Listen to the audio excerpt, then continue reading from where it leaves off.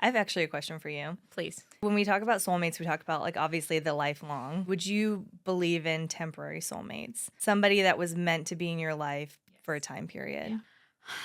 See, I have an opinion that I don't know how I feel about. It's my own opinion, and I don't know if I really like this.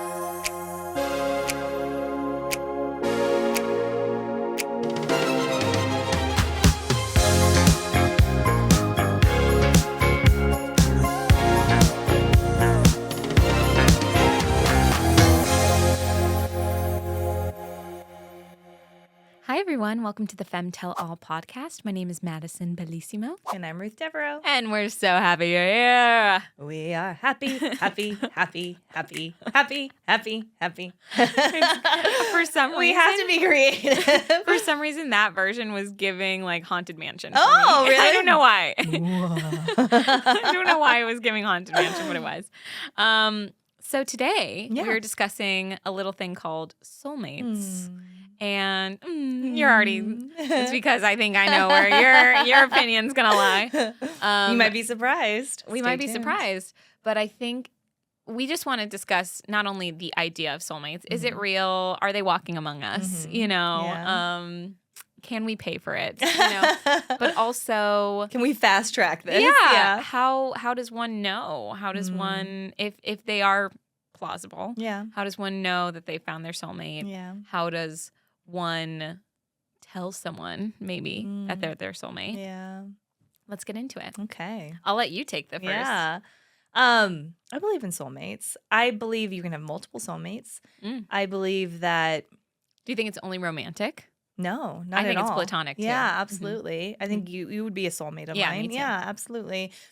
I think it's anybody that you connect with. Like, obviously, we correlate that term a lot with romantic love and relationships, but it's anybody that you feel so akin to that it just felt like they were always meant to be in your life. Yeah. Yeah. I think that's at least when I've recognized what I would consider a soulmate in my life.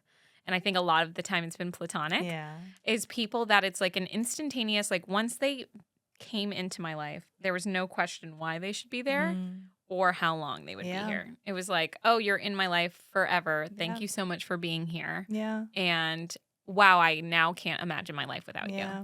That's very true. Spitting facts. I know. I ate Way some to cereal wrap and up the episode. So we're done. I'm like, I got the answer, everyone. But genuinely, like, that's what's resonated for me when I've thought of the idea of soulmates. But I think the idea of having a soulmate is a little daunting, shall I say. I mean, it's scary, right? It's like, I think that's why you have to recognize there's multiple soulmates out there, because if you say there's this one perfect person that I'm going to meet and my life is going to then ignite and everything's going to be perfect because of this perfect person, like that's ridiculous. And also, it's not like a soulmate fixes your life in any way. They add to it.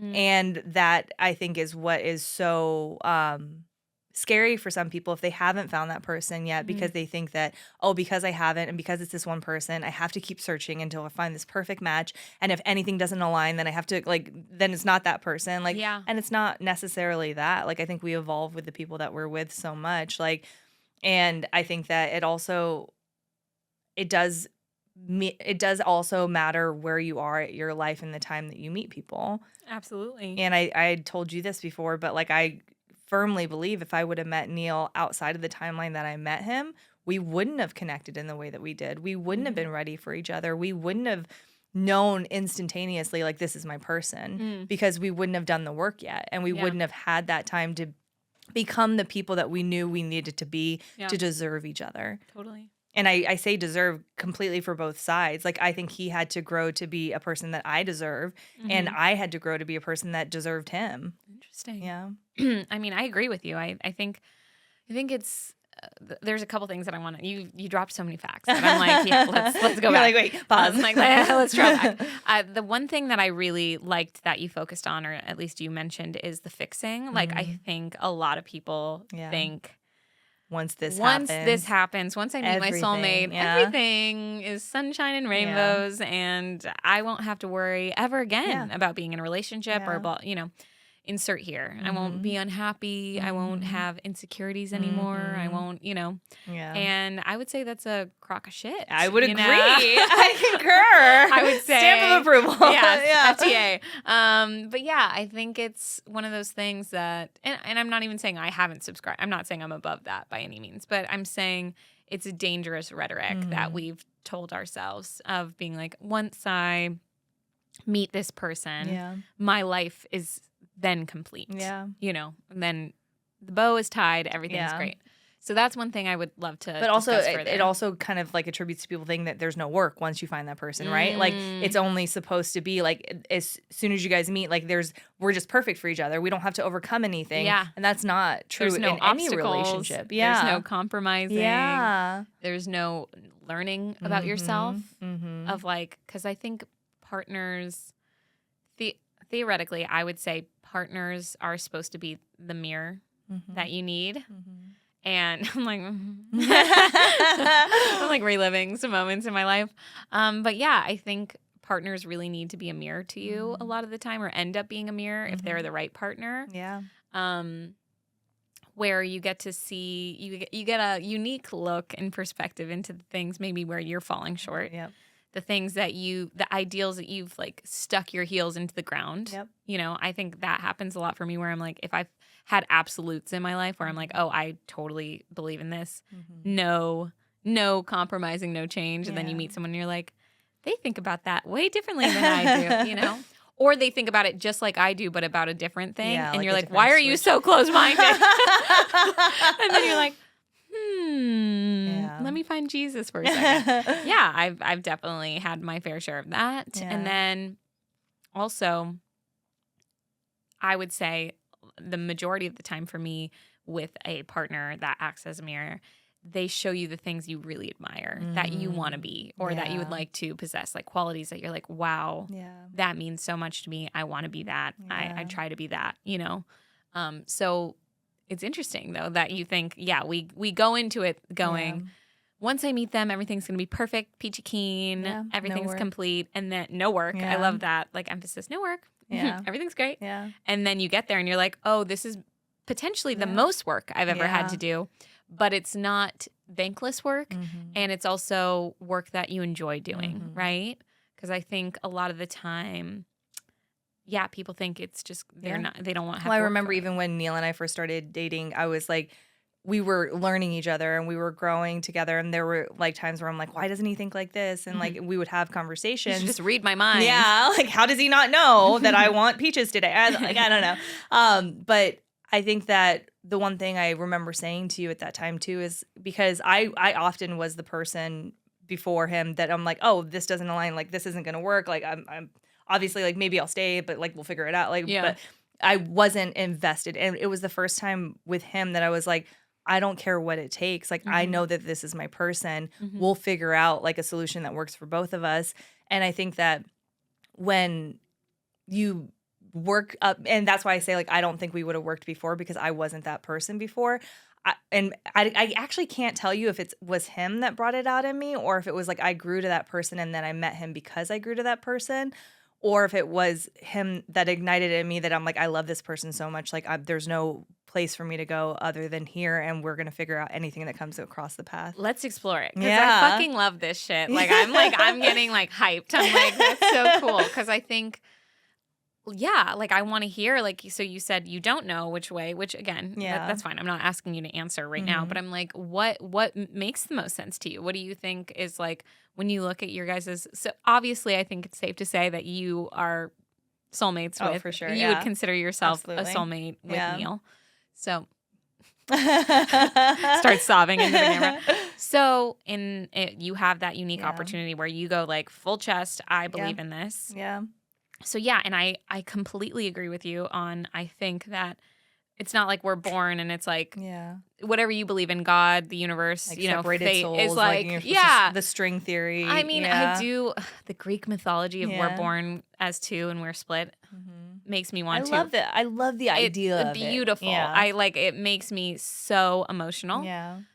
But I don't know if I agree that like at birth, it's like oh, you'll find Neil. Yeah. You know, it's like Ruth and Neil will find each other at 40. You know, yeah, like, you exactly. know. Yeah. But I think it's one of those things like you do grow into the person. But Mhm. yeah, do you think how much do you think it's a mix of all those three elements?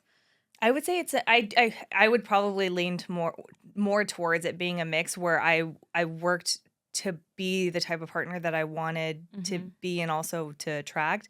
But then I think because he was also the type of person that he was, that the way that we interacted together, like I couldn't see a world in which we couldn't resolve anything that we tackled. Like if he was a completely different person and he was very like hot-headed or like unwilling to compromise, like I probably wouldn't have that same push to be like, no, we'll figure it out. Yeah. But because he was who he was and I am who I am, like I knew there wasn't anything. I know there's nothing that we couldn't overcome together. Yeah. And he would always approach it with kindness. Always. I know. That's so beautiful. I remember he said, like, when we first started seeing each other, he's like, I feel like I knew you in a past life. And I think there is a comfort level when your soul recognizes another soul, that whether it's a past life or not, that there's just so much of like, we just align and we are meant to be together. Yeah. And who knows, like, if that's because of the path that we were meant to be on towards each other, or if that's a path that we created for ourselves. Yeah. I think there's like an inherent knowing, right? Like knowing Always, each other. yeah.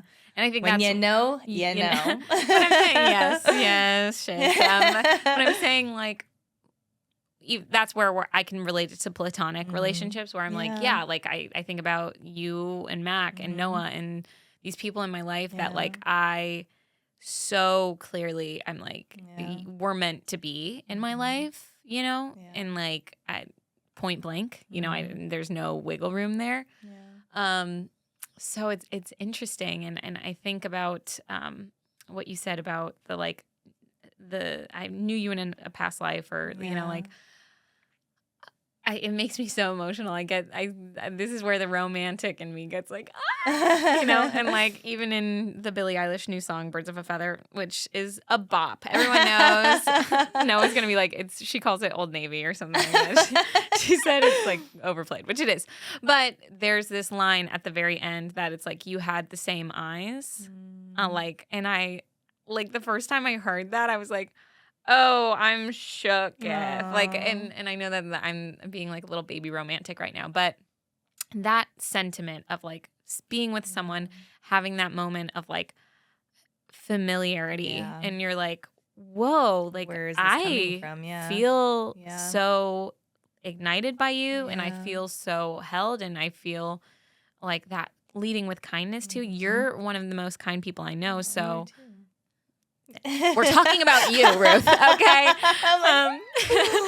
But you're one of the kindest people I know, so when I hear that your partner treats you with that level of kindness, it's like they have to. That's a prerequisite. If they're not kind, bye. You know, if I was picking your partner, you know, and I obviously don't have choice over that, but I'm saying like that validates me as a friend to you, someone who cares about your well-being and your partner.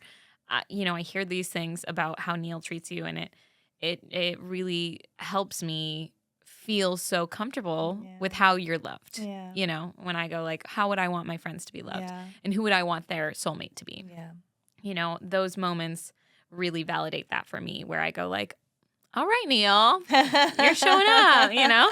And it's something that's so exciting, because obviously I see it in you, but then you hear it in like that secondhand information of like, no, I can see how he treats you with kindness, and I wouldn't want it any other way for you, because you lead with kindness so aggressively, in the best way.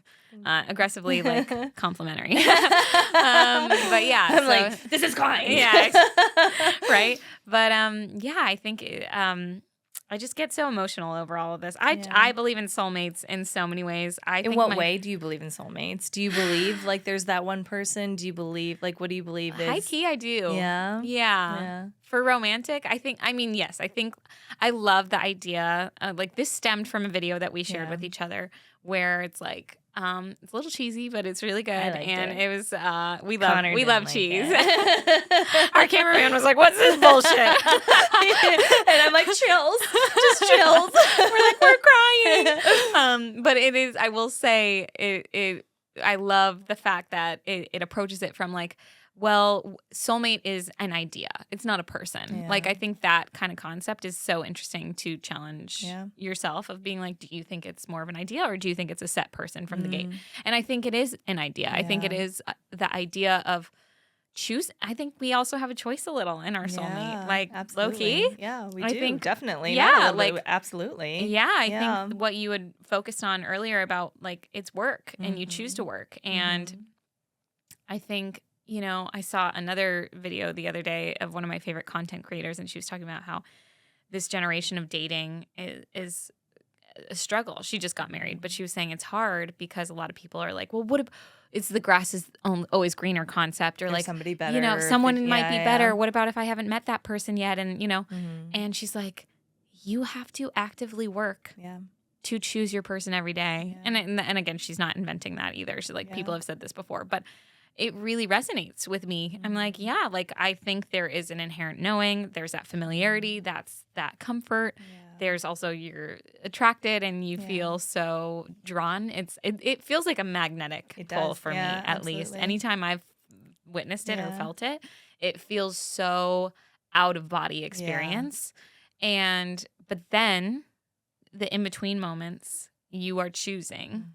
You know, you're choosing actively to be with that person, to pursue that person, to love them.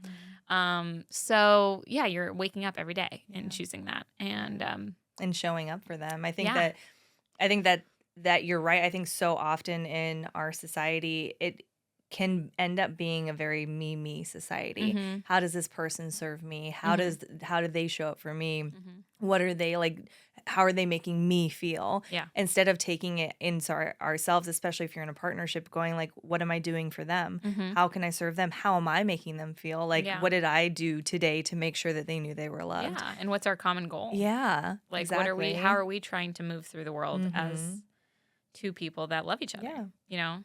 And as two people that chose each other, because if you're in a partnership, you both chose each other, and if you are faltering in any way, like it's on your shoulders to be that person to switch it. Yeah. And also I think soulmate at any relationship at the beginning is so like crazy. Like it's just all consuming is such a great word, and then you get into the regular of like we're living life together. Yeah. How do you keep that connection as soulmates to continue feeling that through the years? Yeah, I think it goes from all consuming to coexisting, right? And you're going like, woo.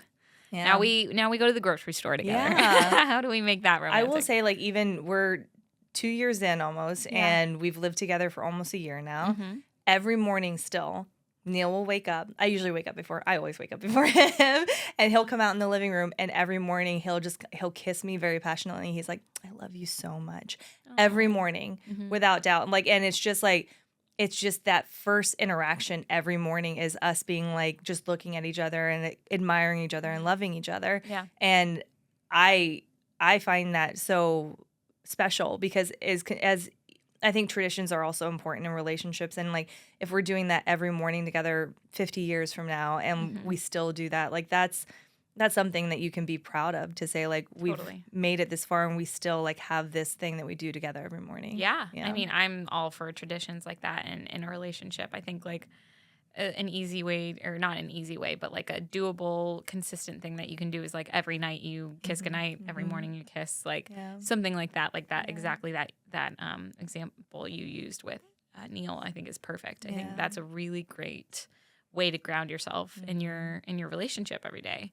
And it's almost like clocking in, right? Yeah. You know, it's like, I'm coming, I'm showing up, you know? You wake up and maybe you're like, oh, fuck, I woke up on the wrong side of the bed, right? But it's like, you go to work, you do your thing, you're going for your goals. Like you go to the gym, maybe you feel like shit, but you know that your goal is to stay strong, stay healthy, stay committed, stay consistent. Yeah. So you still show up. Yeah. And even if you show up kind of 90% that day, 60% that day, do the best you still can. Yeah. But what you do is you go and you clock in, you know? And I think that's like a kind of a version of that is just being like, I'm here. We're doing this, you know? I have actually a question for you. Please. Okay, so when we talk about soulmates, we talk about like obviously the lifelong. Would you believe in temporary soulmates? somebody that was meant to be in your life Yes. for a time period. Yeah, 100%. I think so too. See, I have an opinion that I don't know how I feel about. It's my own opinion, and I don't know if I really like this. I think not necessarily soulmates, but I think there is a other side of that coin of people that we've had to have in our lives to teach us a lesson. And it's nothing romantic about it. It might be romantic at first, but I think like that heartbreak that really fucks you up, I think is a version of that. And some people might go like, and that was my soulmate. Like if you are able to walk away from that heartbreak and be like, and I loved them and I still love them or whatever, amazing, good for you. Not all of us are so lucky. I think that I think there's definitely been people that I would not even I wouldn't even dignify them to give a that title or anything that's like really monumental in a positive way. Yeah. But I think there are incredibly monumental people in our life that can change the trajectory of our life in a the trajectory is positive, but their actual catalyst that's changing it is negative. So, to answer your question, I do think there are temporary, and that would be one of what I would consider a temporary. Yeah, I agree. Someone that's coming in, shaking shit up, and changing you forever. You are forever changed from that. I do think there are temporary, I don't know if I would use the word soulmate, but the idea of the soulmate. I think there are temporary soulmates because if I think of relationships that I had when I was younger that I think were meant for me at the time and it didn't end badly, but I would say they were my soulmate for the moment. For my years from this to year. Yeah. Interesting. And I think that it does shape you as a person, but then when you either outgrow that or you change or whatever that is, and I'm definitely not saying if you get bored with somebody, you leave them or whatever. But I'm more so saying I think that there are people that are meant to be in your life for a certain amount of time. It doesn't have to end badly. It just ends because it doesn't work anymore. And they were meant to shape you in the way to create the person you are today. Yeah. And I think that goes back to our original, or the theory that you had said, excuse me, not ours, it was yours. No, it's ours. Yeah, we share it. But where you spoke about finding Neil and going how much was it of just a time thing? I needed by this time I would have been a different person. How much was it me self-working on it? How much was it when I met Neil, I realized I had to be a certain version of Ruth, because I think about that a lot too. I think about dating now and I think about the work that I've done before getting back out there. And so much work. Yeah, thank you. I appreciate it. No, you have, though. But I think about there's been times in my life where I've done work on myself or and it's not vapid work, but I'm doing work on myself, but I'm doing it so I can get the next guy. I'm who's that next man? Who's that lucky man that gets this next 2.0 version of Maddie? I'm not gonna lie and say that that revenge body is not a real thing or anything, anything like that. Yeah. But I will say, this last year, I think was the first time that I felt like I was continuously doing work. And even when I was dating and not dating, bobbing and weaving through that, I was thinking to myself, the macro goal was to be the best version of myself that I could for no one other than me. At the end of the day, I'm who I sleep with at night. I'm what version of Maddie do I want to be when I lay my head on that pillow? And so I think that has been really something I was really diligent about. And I think getting back into dating now, when I'm meeting people that I really care about, I have a moment where I go wow, I've done the prerequisite work. And now being with a partner or something like that, you go, oh, wow, I want to be now even more so for this person. Yeah. And it's such a wonderful privilege. It is, I feel this has been the first time that I feel in dating that I was wow, I did all the work that I wanted to do before. And I actually feel solid. I feel I'm not going oh God, I have to put shit under my bed. And, I'm not feeling I'm hiding the skeletons in the closet. Because there are none. You've cleared it. Yeah. Well, It's true. No, you have, and you did put in a lot of work, and that is why I also believe also in the law of attraction in the universe, and I think that when you do put in the work and you become the person that you are meant to be and that you worked so hard for, then I think you do attract the better partner. The person that you're meant to date. Yeah. I think about it all the time. This is a little morbid, but my parents. I love morbid. You know that. It's true. Hates death, loves morbidity. It's the emotion of it all. Has a crippling fear of death, loves morbidity. Hilarious. Okay. Like a walking contradiction. Aren't we all? But yeah, my parents, I high key believe are soulmates, and they would say the same. Oh my God! Yes, anybody that's been in the room with them would say the same. You like smell the same air as them, and you're like, whoa, there's something going on in here. They're just so obsessed with each other, and they have such a tight bond. Yeah. And again, I've talked about how lucky I am to have witnessed that. And the thing that fucks me up is my dad had a fiance before my mom who passed away pretty tragically, and I'm like, whoa. That's a whole other, not to be like, whoa, what a wild, he could have had another life, but he could have. And I'm like, and not, besides me and my family, like my siblings not being here, right? If like they had never gotten together. But I'm like, that would have been an entirely different life.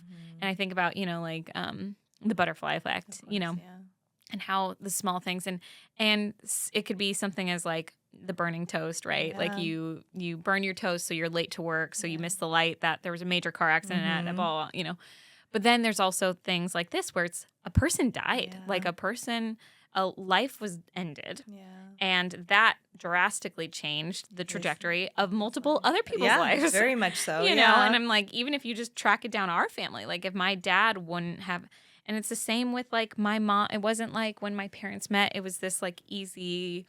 My dad was like, listen, I've grieved the woman I loved and now I'm ready. Yeah. Come on in, Meg. It was quite tumultuous. Yeah. Like he was like, I will never love again. And she was like, sick. Let's try it anyway. She was like, well, that doesn't matter, even though she was already so obsessed with him, and at that point, But it's just, it fucks with my brain because I'm like, wow, that could have been a completely different story. Yeah. And to think that my dad loved someone like, and it's not a stretch, but it's wild when you put it into perspective like that, where I'm like, my dad loved someone so much so that he was agreeing to spend the rest of his life with this woman, and his life got flipped upside down, and he probably for a moment thought he would never love someone. Yeah. And he didn't even know that around the corner was the love of his life, the mother of his 3 children, 3 or 4 children. It's like, wow. Yeah. So, and again, I'm not trying to like always paint my parents in this perfect light, but that is something that they nailed. No, they did. And they raised a beautiful family, and you guys all have witnessed and seen love because of them being those soulmates that continuously chose each other. Yeah. I remember your mom telling me like she had all of you guys as kids, and your dad's going and working 16-hour days. Yeah. And what is she doing in the morning when you guys get up? She's packing you guys in the car so you're not loud so he can sleep. Yeah. Like that to me is dedication that some people would be like, well, I don't want to take care of all of this and like have to worry about this. Like her love for him was so strong. Like he needs rest. I'll get the kids out of here. He doesn't have to come with me. I don't need help. Like so he can have that benefit. Yeah. Yeah. And it's funny. Like, I mean, this is a little tangent, but I think about my mom.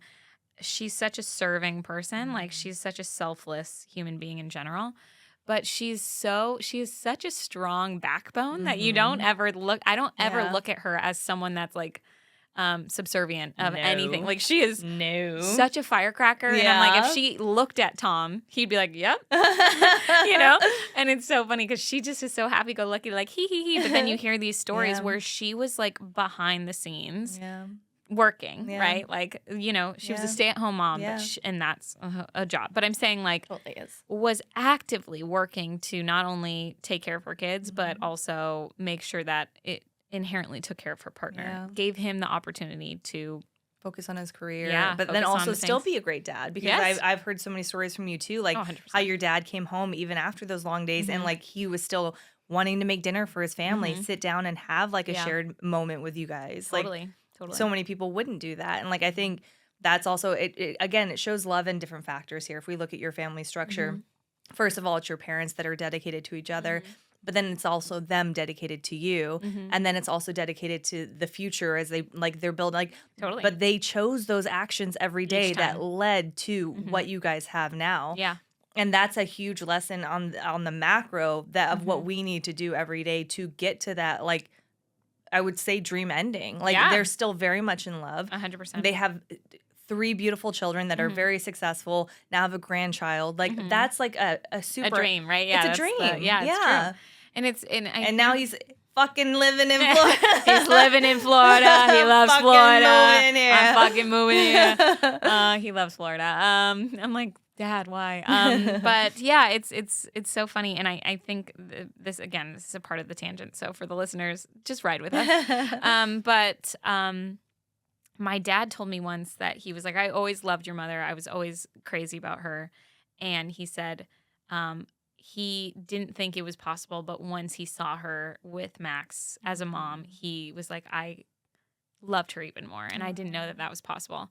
And I'm like, again, that's like us going through the phases. Like, they were high-key soulmates, but then again, they went through another version of themselves. And well, think about how many versions of themselves that they've had to go through. Yeah, it's limitless. No, I would say, and they're still changing. They'll to this still, day. Yeah. There will still be moments like they'll enter new stages of life, or their thought process will change, and it is riding their waves together and saying like, okay, I still choose you. How do we do this? How do we get to here? How do we reconnect? Because like, if you don't have that basis with a soulmate or not, like you're not there. The longevity doesn't happen. Non-existent. No. Yeah.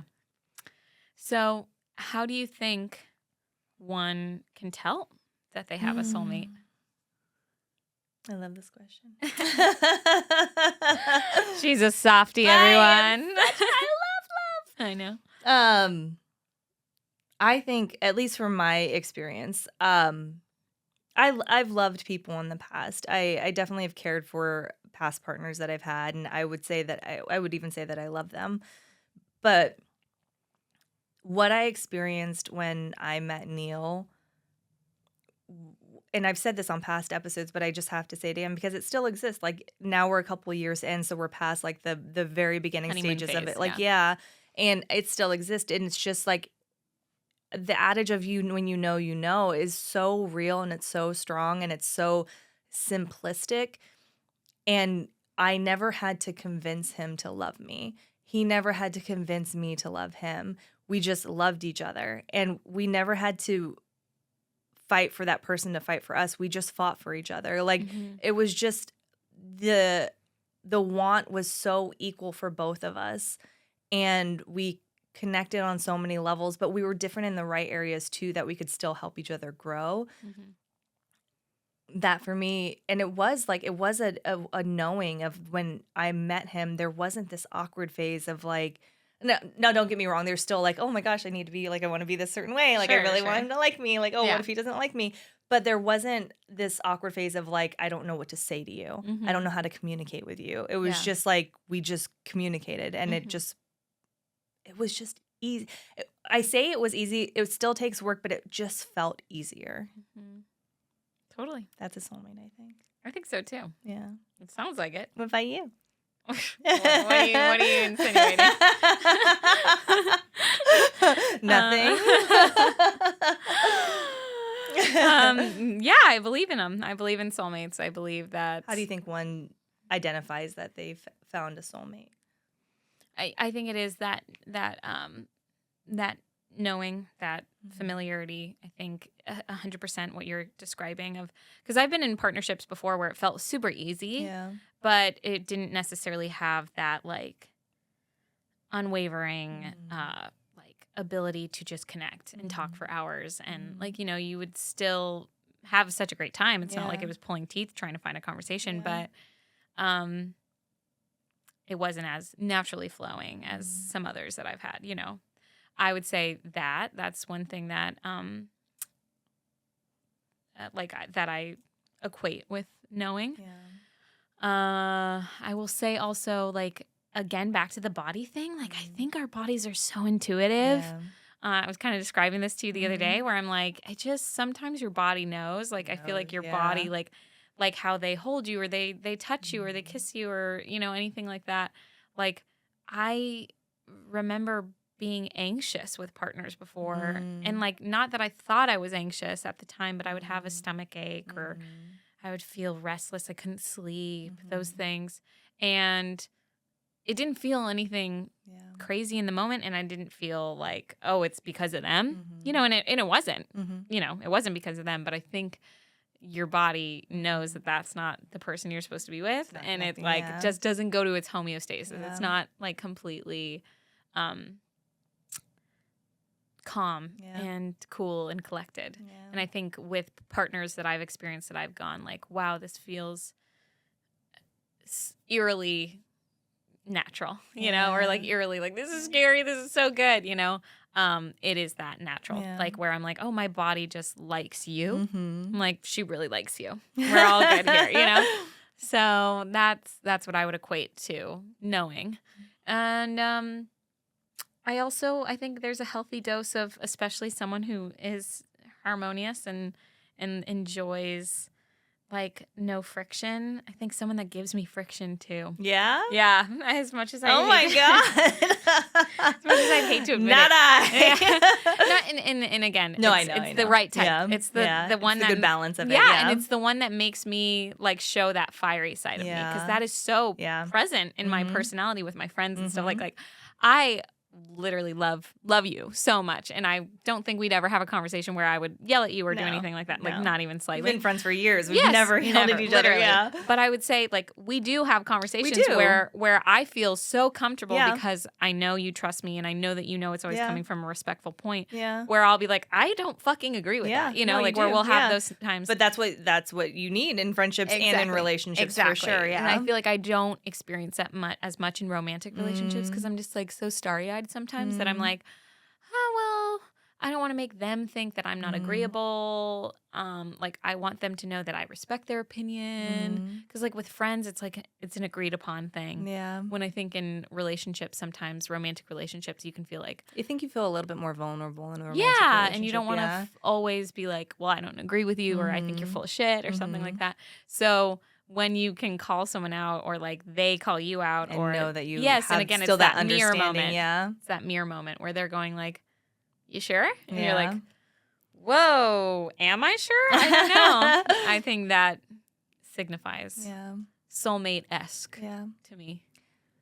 I also want to include in this conversation too, because I don't want people watching this to think that you're required to find a romantic soulmate. And I heard this really interesting concept from Matthew Hussey on a clip that I saw from him, that he said, imagine at birth you were handed a human being to take care of. And that you every day you woke up and you thought, how can I best like take care of this person? Like how, like, what can I say to them? What can I feed them? What's the best thing to give to them? And thinking of yourself as that human being and how the only person we're ever going to for sure always have in our possession is ourselves. Yeah. And I don't think that there is a problem with viewing yourself as your soulmate and being there for yourself and loving yourself in the way that you deserve to be loved and knowing that you are complete with yourself. I think that's the first initial, not to cut you off, I'm sorry, but I agree with you. I think that your first soulmate at the end of the day is you. Yeah. And then you're lucky enough to bring other people in. And I think as far as going platonic too, like I think there's there's people in my life that I currently know that have never had a partner. Like I have family that never decided to be with a partner. And I think they're happier than a clam, And I think that like they have their own soulmates. Like I think, people would argue pets even like, this is like, absolutely. Yeah, this is my person. This is my thing, sure. Like we are connected, and I think you can have these deep bonds. If say you want to replace soulmate, I think you can have these deep bonds with anyone, and it could be completely platonic, and you can live the rest of your life feeling so grounded and tethered to this person in such a beautiful and healthy way. Yeah. What was that clip of one of the oldest women? They're like, "How have you lived so long?" She goes, "I drank wine every day and I never got married." Yeah. She makes a valid point. Yeah. So I think soulmates, tell us what you guys think. Yeah. I mean, it's as we see here, we both love, and it is such a beautiful concept, but everybody should have their own definition of a soulmate. Everybody should have their own right to be their own soulmate, and all across the board in friendship soulmates. So we would love to hear what you guys think. We would love to hear your definition of a soulmate. If you found your soulmate, tell us a story. We love a good love story. Oh my God, please. Yes. I would love nothing more than someone to be like, actually, my soulmate, this is her name, and this is when we met, and I love her so. And tell at me. them so we can be tagged and we want to see the love back and forth. But thank you guys so much for joining us here on FemTall. Don't forget to subscribe, comment, and like, and join us next week on FemTall. Thank you so much. Thank you.